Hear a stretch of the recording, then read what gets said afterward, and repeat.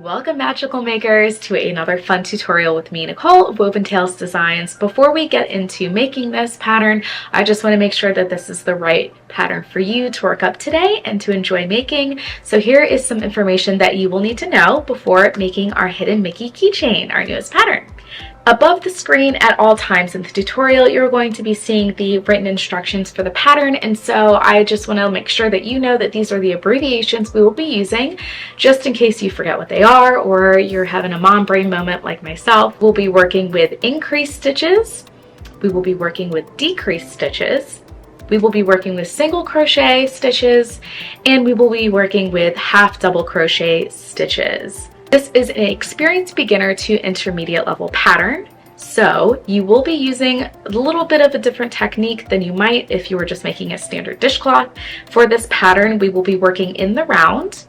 We will be working continuously in the round, so stitch markers are a must. We will also be working with some light sewing to join the main sphere or orb to the little spheres, and also the keychain and the bow, which is optional on top. And you will have to learn how to make a magic ring before this video, and you will also have to know a little bit about working into the back bumps of a foundation chain, which isn't entirely necessary. It's just my style as a designer. Most of these techniques can be changed throughout if you like one method over the other, so don't be alarmed if there is something that you're just not comfortable with. That's the beauty of crochet. You can always adjust to your needs as a maker. Also, this pattern works up very quickly. So unlike some of my other patterns, you can sit down and make a Hidden Mickey keychain in less than 2 hours, which I find to be so valuable. In fact, you can probably whip one up in less than an hour, depending on how quick your hands are and how determined you are. I would highly recommend this as a beginner's type of pattern to try. If you want to make something different outside of the usual amigurumi, this is a great option for you. So I hope you enjoy what you're about to see in this tutorial. If you have any questions, please again leave them in the comments. I am always willing to answer any questions you have. Also, know that this is going to be available in my pattern shops as a paid ad-free version of the pattern, a written version. It will have full pictures, it will have full written instruction, and you will also get to know a lot of different looks that you can use with this particular pattern. So if that's something you're interested in, I have all those linked down below in the description. Without further ado, let's get into making this Hidden Magic keychain.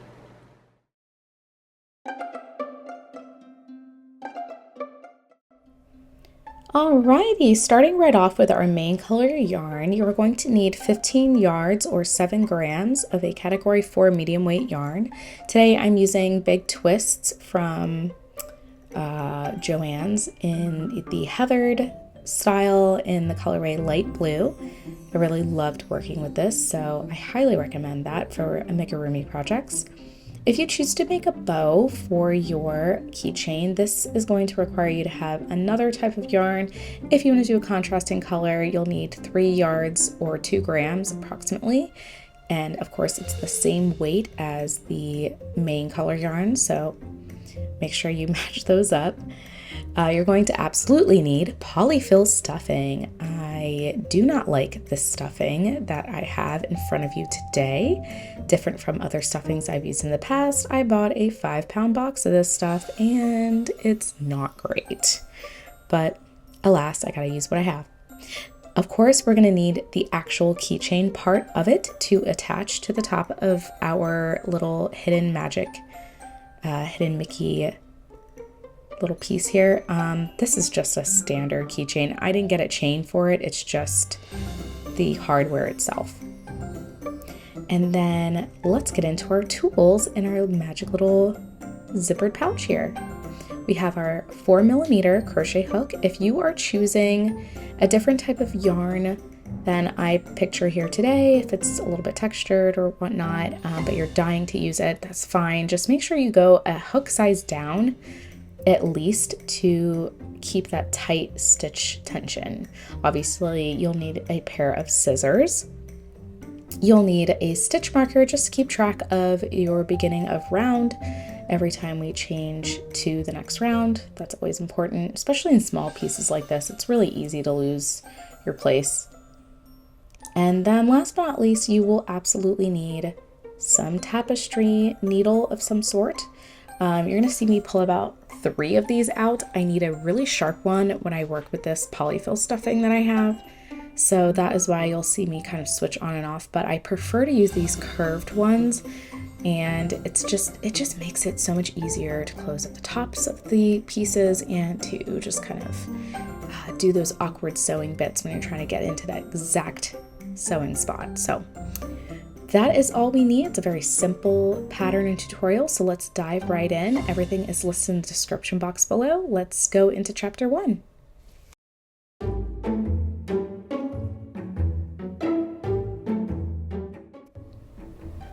Alrighty, here we are. Chapter 1, we are focusing on making the different pieces of our Hidden Magic Keychain, crocheted pieces, of course. To begin, we're working with our big sphere first. I'm calling it a sphere because the word orb seems weird to me. But with your main color yarn, you're going to create a magic ring. And you can kind of watch me do this here. There is really so many ways that you can do this. I know sometimes people just do a slip knot and they work into that. It's really just your preference. So you can see me here starting this magic ring, and I try to make as short of a tail as I can just because I don't like to waste yarn. And to begin, you're going to chain 1. Into that magic ring, you're going to work 8 single crochet stitches. So single crochet 8 into the center of the ring, always working over that tail that we have. Short or long it may be, working over. And as a slight tip for this, and just how I work in general, I try not to be super tight with the very first round of any piece that I make. I just don't want it to be super hard to work into the second round. So that's just a tip from me. Just be careful. And that is round 1. Pull that tail tight, and let's move on to round 2. Moving on to round 2, all stitches from here on out will be worked continuously, so no join and chain 1. We're just going to keep working around and around. So the very first stitch there, you're going to work a single crochet increase. So that's 2 single crochets into the same stitch. And because there's only single crochets in this chapter, or this part of the chapter, I'm just going to refer to this as increase. It's only going to be single crochets, so you don't have to change the type of stitch. And that's it. You're just working an increase into every stitch around. So 2 single crochets into each stitch around, and that will give you a total of 16 stitches for round 2.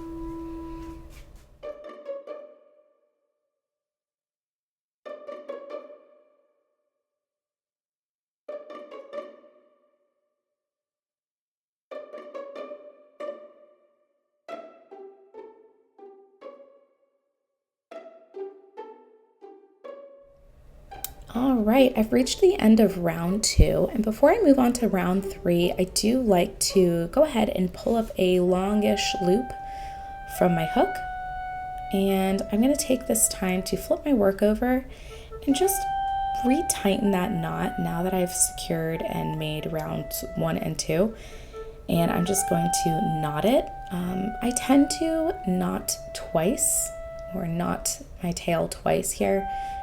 I don't think it's absolutely necessary if you're working with, textured yarns, but standard category 4 weight yarns or any normal plied yarn, I feel like a single knot does not, pun intended, a single knot does not get the job done. All right, and then for round 3, we are going to work single crochet into the first stitch. Don't forget to replace that stitch marker, and then an increase stitch into the next stitch. And we will be repeating those 2 things 7 more times. So single crochet and then increase, single crochet and then increase. And that will give you a new grand total of 24 stitches for round 3. very simple. This is a very relaxing pattern to work up. I think I've worked up maybe 20 of these new things now. Yeah. All right, then for rounds 4 through 6, we are going to breathe and keep replacing that stitch marker. I promise you it will make you feel better later. And we're just going to go single crochet around for 3 rounds. That's it, just single crochet, no more increasing. That round 3 was our last round to increase, so all we're gonna do is just chill out with some single crochets, work that up, and I will see you for round 7.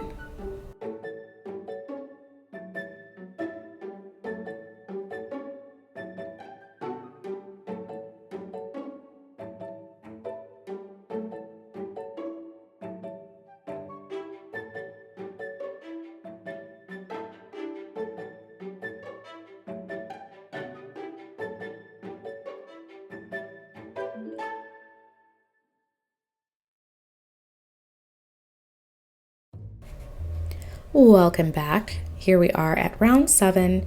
We've completed rounds 4 through 6. Your work might curl in a little bit because of the growth but not increasing of our stitches, so go ahead and flip that inside out if that is what yours looks like, if it's similar to mine. And round 7 and round 8 as well will be decreasing rounds. So for round 7, we are going to go back the way we came here. We are going to decrease into the next 2 stitches and then single crochet into the next stitch. That'll be our repeat. I'm going to demonstrate here an invisible decrease. So if you've never done one before, you're going to insert your hook from bottom up through the front loops of the next 2 stitches without yarning over. Then you'll yarn over, pull through the yarn, pull through both of those front loops just like that. You'll have 2 loops on your hook. And then yarn over and pull through 2 to complete the single crochet. And you'll know which ones were worked into because they kind of pull up and to the right or to the left if you're a left-handed crocheter. So make sure you don't go into the same ones again for the single crochet that comes after. I've definitely done that before and it screws up my stitch count all the time. Okay, so we did the decrease, then you're going to work a single crochet into the next stitch. And then you're just going to repeat that around 7 more times. So let me show you once again a slower invisible decrease. I'm inserting my hook through the front loop of the next stitch and without yarning over through the front loop of the next stitch. So I have 2 front loops on my hook, and then I'm going to yarn over and slowly, maybe one at a time if you need to, pull that loop through both of those front loops, yarn over and pull through the last 2 loops on your hook, and then work a single crochet into the next stitch. Ta-da! And what this really does is it just gives you a flat decrease, because when you tend to yarn over in between both of those beginnings of a regular decrease, it just gets a little bulky. And when you're trying to create a flat fabric for these amigurumi pieces, sometimes it just works better that you use this technique over a standard decrease. That's my personal opinion. I have worked amigurumi with and without this technique, so I find that I like it more. I like the finished look way more when I do it this way. So you're just going to work that all the way around, and then you will have a total stitch count of 16 stitches for round 7. Work that up, and I will see you for round 8.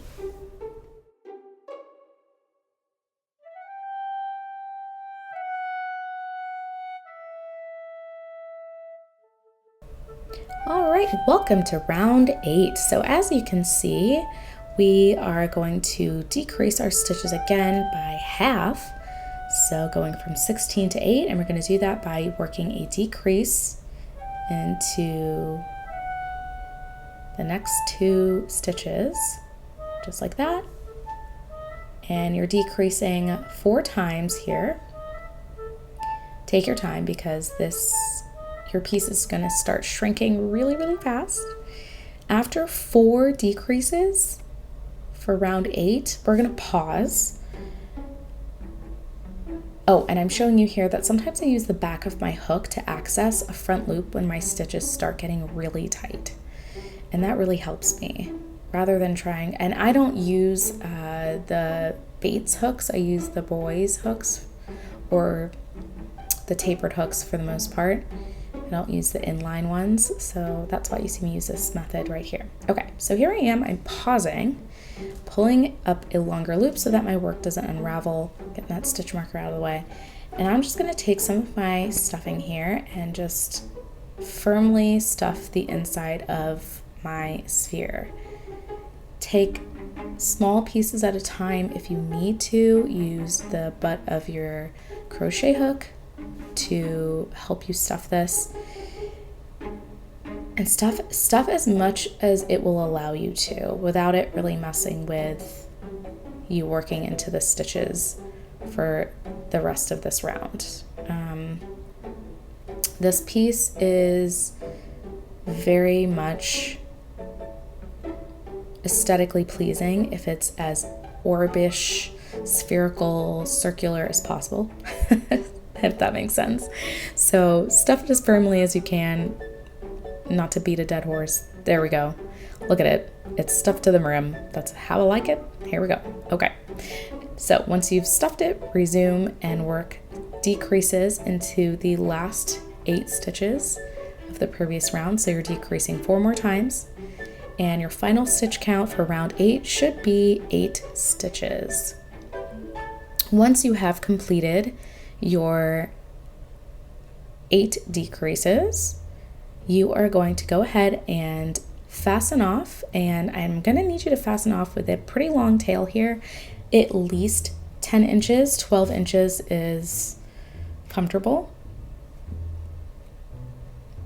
And if you want to, I would say if you have not a very long or very hard keychain to attach, we're using this to close up the circle, that tail, and we're also using it later to sew on the keychain. So that's why it needs to be that long. But now we see the rounds 1 through 3, those are technically representing now the top of our big sphere. So for later on in the next chapter, I will refer to that as the top. The bottom will be the top and the top will be the bottom. Go ahead and thread your tapestry needle with that fasten off tail, and then weave the tail into the front loops, up to down, down to up to down, down to up, and close up that circle at the top, that little opening, close it up. And that is all we do for the big sphere.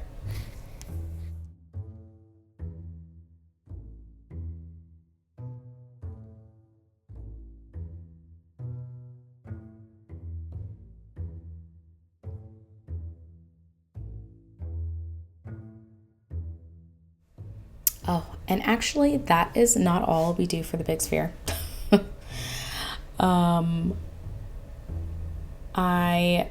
Once I pull this tight, I actually reinsert my needle down through the original opening, right down through the center and up through the stitch, like that's right there, just kind of across from it. And I just do that to kind of give it like a perfect close.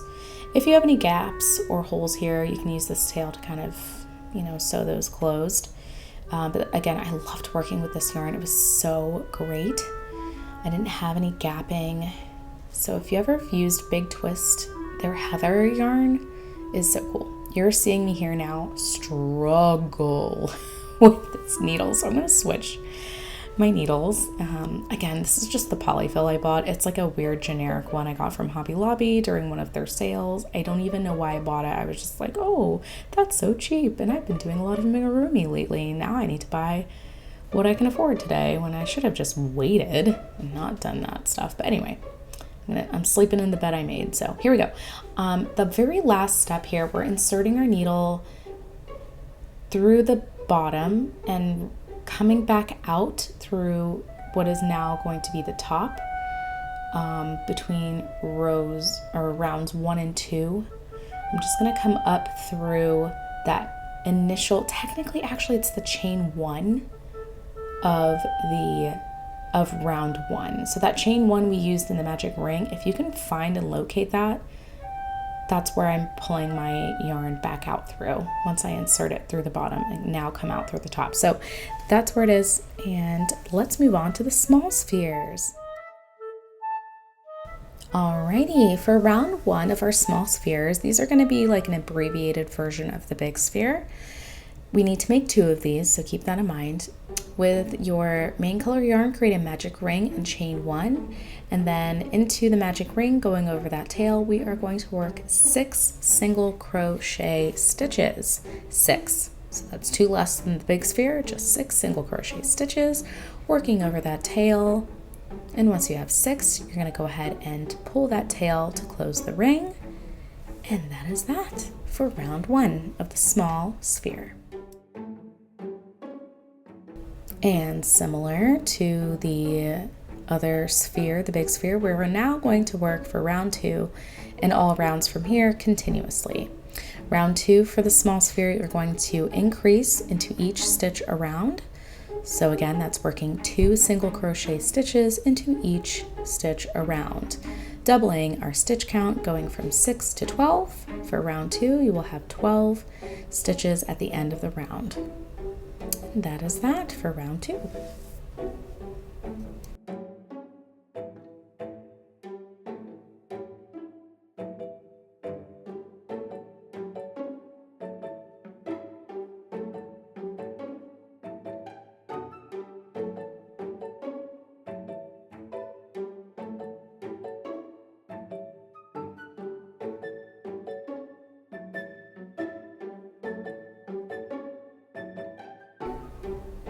And similar to the big sphere, pretty much the same thing here, pull up a long loop so that we can take a moment to turn our piece over, pull that tail tight once again, and then knot it so that it doesn't come undone.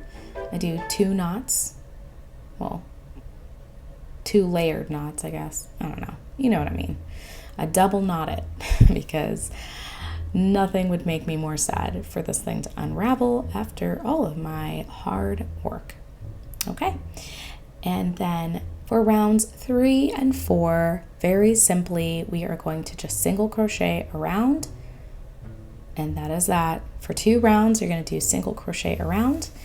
Go ahead and work on that, and I will see you for round 5.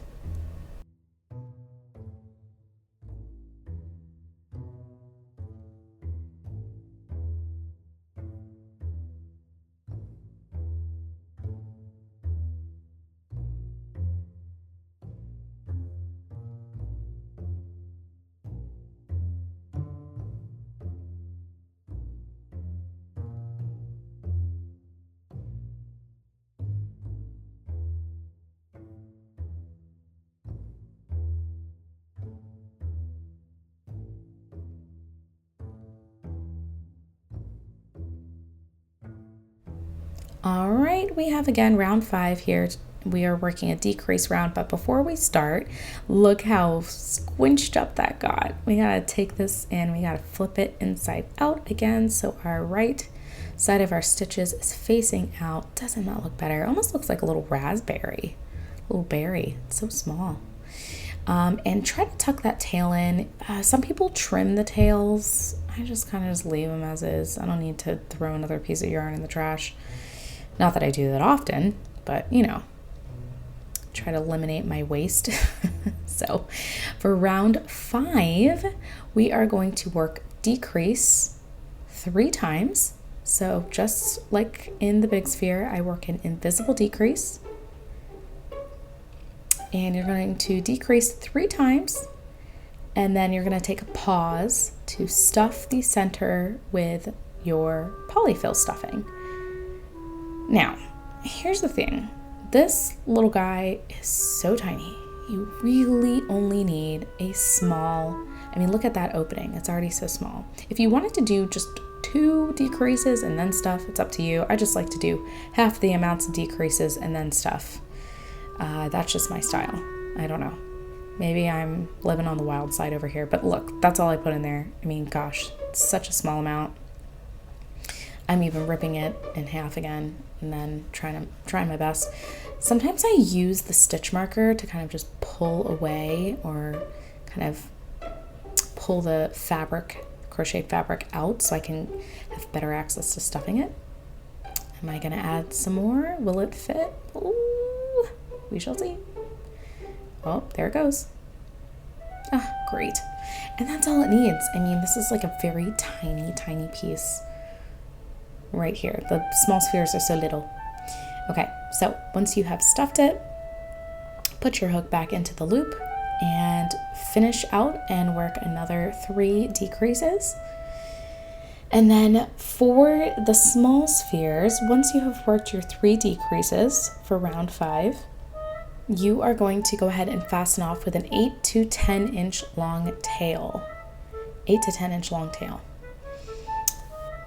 And it's not as long as the big sphere's tail, of course, because it's smaller, but we will still be using our tails for attaching things in the second chapter, so it is important that you have a decently long sized tail.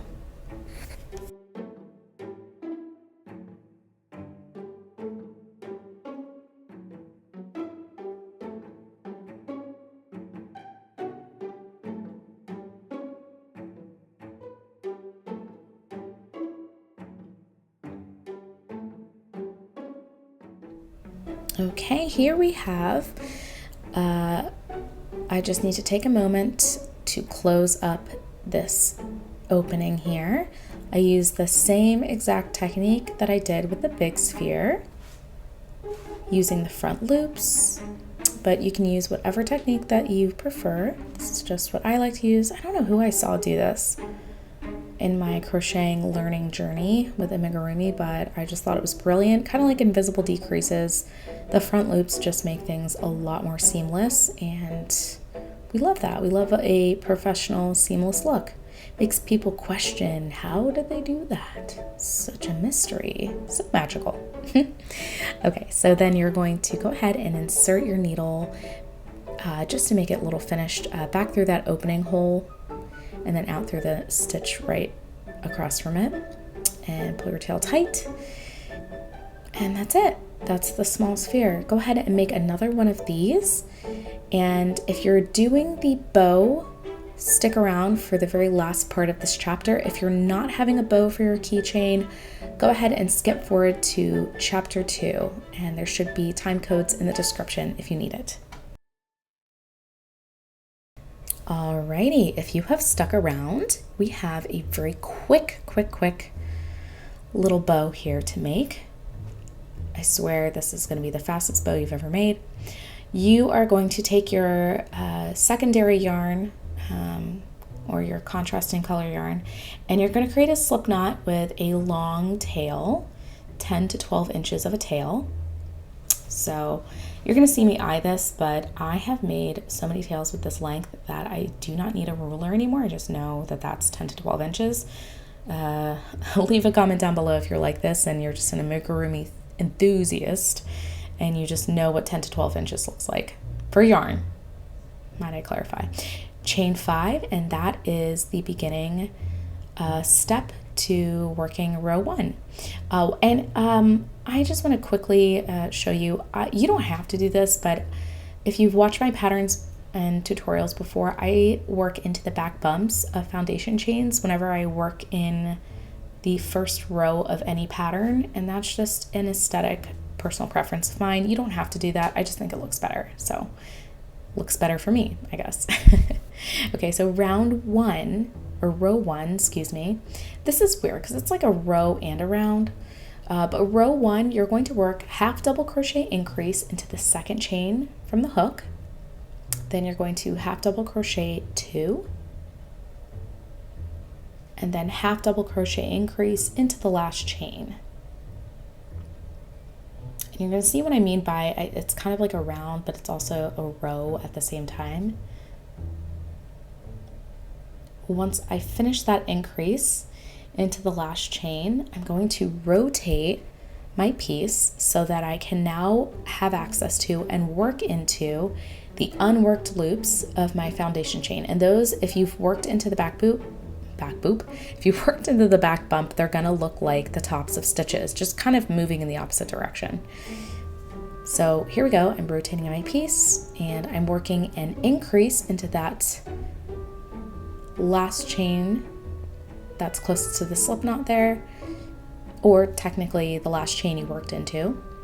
Then you work half double crochet into the next two, and then finish off with a half double crochet increase into that first chain that you worked into in the beginning of this row slash round. I wish there was like a word for that. A rowound. No, that's not good. That sounds terrible. You should have a total stitch count of 12 stitches. So technically 4 stitches should be in your bookend chains and then 2 in between those 4 in 1 stitch places. Okay, and once you've finished, you're going to join to the first stitch and fasten off with a normal length of tail.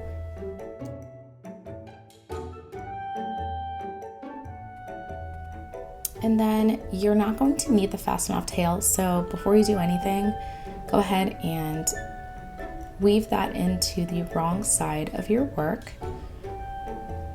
I'll just do it a couple times here, nothing too crazy. I do want to apologize for me using white or off-white ivory yarn for this part of the pattern. I've already filmed this and I am just trying to get it out to you guys, so if I ever revive this and do a different type of tutorial, I will not use this color again. It's really hard to see the stitches and I do recognize that, so I just want to apologize for that.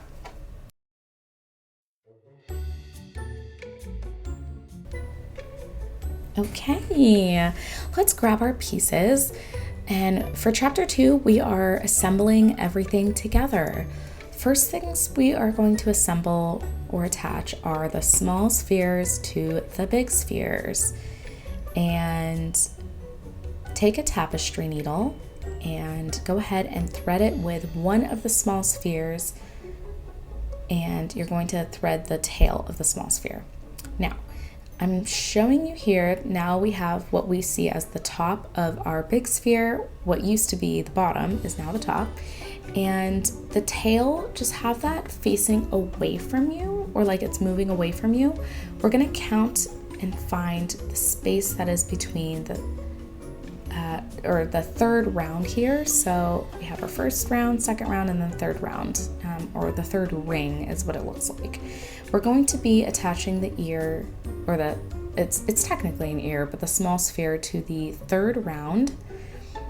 And it's going to be kind of, if you think like north, south, east, west, if the tail of the big sphere is north or south, depending on how you're holding it, then the sphere, the small sphere, will be attached at the west or east point. I don't know if that makes sense, but that's just how my brain sees it. So once again, you're just gonna see me struggle a little bit with this yarn. And not because it's the yarn's fault. The yarn is lovely, like I've said. It's just my polyfill stuffing was really dense because I packed it in there. I'm using a sharp tapestry needle to do so.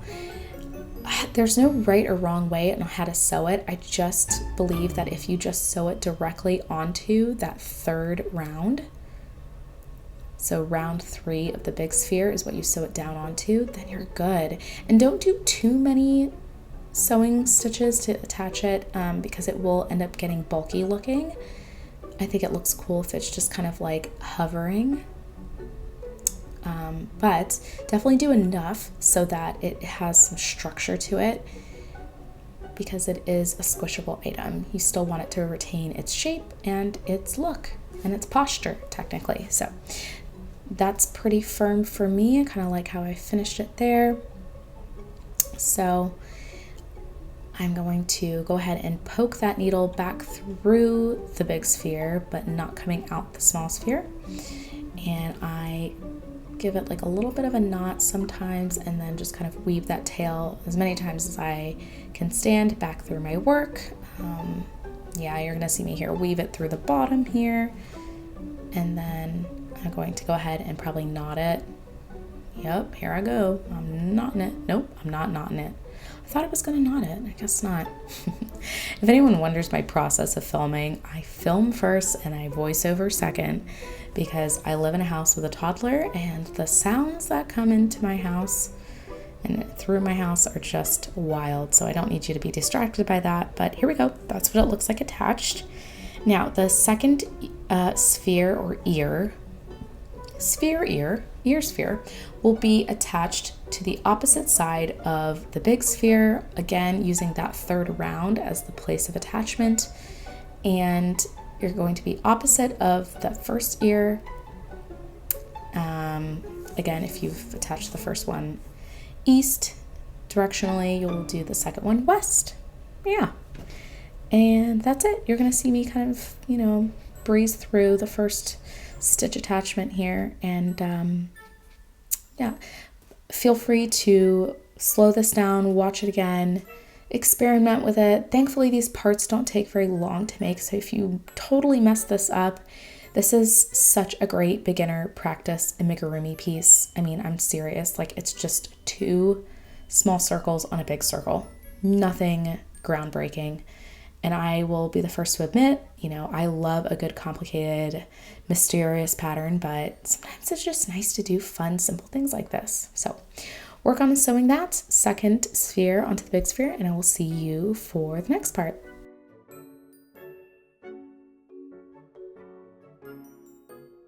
Oh, and I just want to say too, if you're not attaching the bow, once the second sphere is on, you will move on to attaching the keychain hardware, so look out for that time code in the description below. But if you are doing the bow, let's move right along to doing that. We do need to do a couple of things with our bow before we attach it to our newly formed little hidden Mickey spheres of joy. They're so cute. The bow will be attached though directly across from the fasten off tail from the big sphere. So again, if your tail is facing north, then you will attach the bow south. But before we do any of that, we need to finish forming this bow. And I waited to this part of the pattern to show you how to do it because some people, aren't going to make the bow, but it's really simple. All you're going to do to start forming the bow is you're going to take that tail and thread it with a tapestry needle and insert the needle into the piece so that it comes out through the center point or halfway point in the center of your kind of like rounded rectangle. Gosh, look at me struggle with this. I really struggled. I had to go off camera and fix that. I don't know what's wrong with me. My hands were super slippery. I must have just eaten a taco or something. Anyway. So here I am. Once that's threaded through, you're just going to wrap the tail of the bow around the center, and that's it. So simple. And I do about 7 or 8 times. You can just do however many times you think makes it look good. And then from there on, you're going to create a knot through the wraps that you just made. Pull that tight, and then whatever remaining length of yarn you have left will be used to attach it to the big sphere.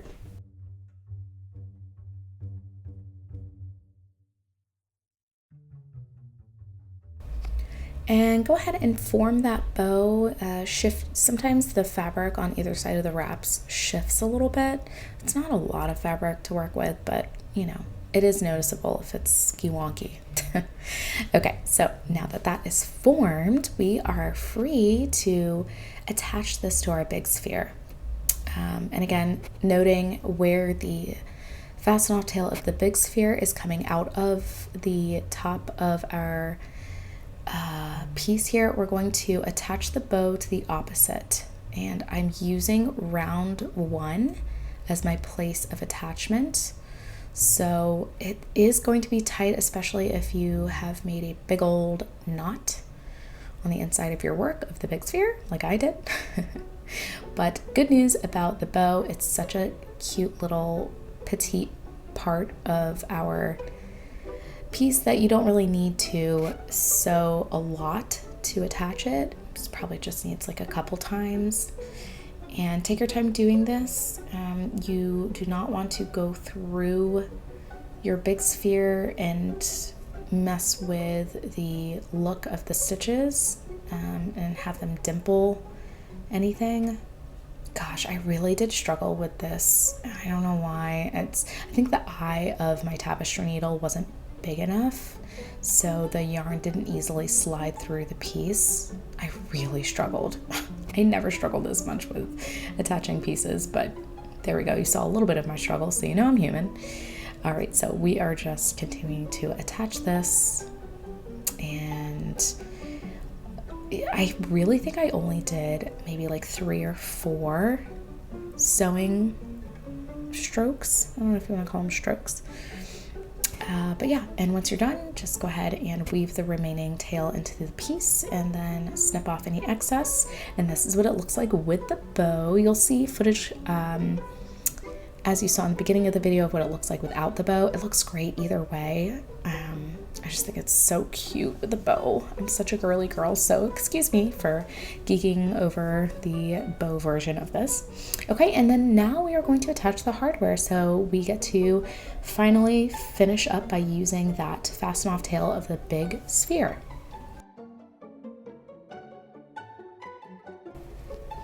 Okay, we finally get to use this fasten off tail from the big sphere. It's been hanging around long enough. Time to put it to use.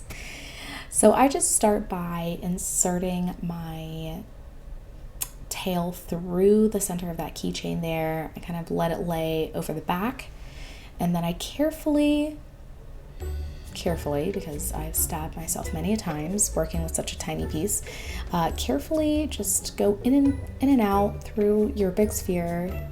There's no right or wrong way to do this. I honestly do it a little bit differently every time. And it really just, again, it depends on the yarn, it depends on the hardware. Not all of my keychains are the same. I have a lot of different ones. But yeah, you're gonna see me go through the center of the keychain, bottom, and then out, and then into the big sphere again. And I probably do this at least 6 times. You'll probably see me do it maybe 1 less, just because I'm trying to make it short for the video. But I know there are some keychains out there that have an actual chain part, and it's not just like the swivel hook lobster claw attachment bit. So gosh, that darn bow keeps getting caught under my tail. I see you so many times. But once you're done making all of your passes over that hardware, go ahead and give it a little tug, make sure it's pretty sturdy. And once you're satisfied with that, I kind of give it one final knot at the back of my work here, and then I just weave the last of that tail through. Some people don't do that. I do that. I'm like obsessed with making knots just because I hate for things to fall apart. And that is our keychain. I think it looks great. It looks great with the bow. It looks great without the bow. This would be a perfect item for you to hide in the parks, by the way, if you're one of those people that likes to leave and spread a little magic everywhere you go with your crochet art. So there's an idea for you. But I hope you've enjoyed this pattern.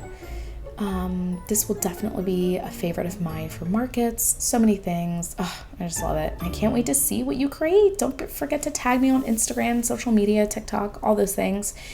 And leave a comment down below. Would you yarn bound this? Let me know. Okay, let's have some final closing remarks, and I'll see you in a bit. All right, magical makers, I hope you have enjoyed creating the Hidden Magic Keychain with me, Nicole of Woven Tales Designs. I enjoy creating lots of fun Disney-inspired patterns for you. I am someone that is always thinking of something fun to make. So if this has been fun for you, please leave a comment down below. What yarn would you use? Would you yarn bound this with different characters in mind? Would you do this as something for Christmas in a garland? Are there ways that you would like to adjust this pattern and need my help? I would love to help. I would love to create with you. So don't forget to conversate with me down below. Hit the thumbs up button to like it so that I know this is on the right track in your creative journey. Hit the bell notification button because I am a solo parent most of the year and I don't know when I'm going to come up with content. It's really just when I get to it. So on that note, I hope you all have a creative day, adding magic to your stitches in your own way, and I'll see you in the next tutorial. Goodbye.